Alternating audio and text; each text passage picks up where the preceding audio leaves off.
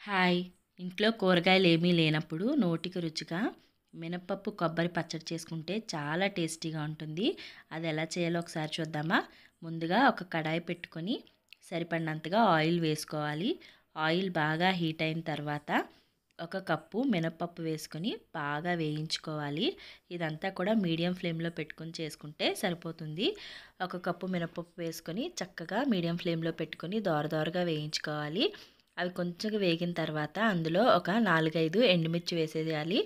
ఆ తర్వాత అవి కూడా బాగా వేగిన తర్వాత కొద్దిగా కరివేపాకు వేసుకొని, అలాగే కొద్దిగా జీలకర్ర కూడా వేసుకొని, ఈ 3 కూడా బాగా దోరదోరగా చక్కగా వేయించేసుకోవాలి. మనం పప్పు ఎంత బాగా వేయించుకుంటే పచ్చడి అంత టేస్టీగా ఉంటుంది. కాబట్టి మీడియం ఫ్లేమ్‌లోనే పెట్టుకొని పప్పు, ఎండుమిర్చి, జీలకర్ర, కరివేపాకు ఇవన్నీ కూడా బాగా వేగించుకొని పక్కన పెట్టేసుకోవాలి. ఇలా వీడియోలో చూపిస్తున్నట్టుగా పప్పంతా కూడా చక్కగా దోరదోరగా మంచి స్మెల్ కూడా వస్తుంది వేయించేటప్పుడు. అలా వేయించేసి పక్కన పెట్టుకొని చల్లారపెట్టుకోవాలి.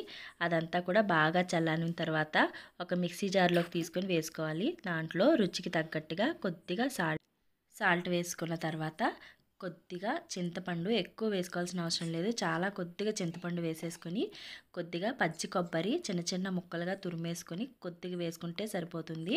ఇవన్నీ వేసేసుకొని బాగా చక్కగా మిక్సీ పట్టేసుకోవాలి.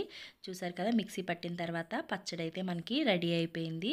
చాలా అంటే చాలా టేస్టీగా ఉంటుంది. తినేటప్పుడు దీనిలో కొద్దిగా ఆయిల్ కానీ నెయ్యి కానీ వేసుకుని తింటే చాలా టేస్టీగా ఉంటుంది. మీరు కూడా ఒకసారి ట్రై చేయండి.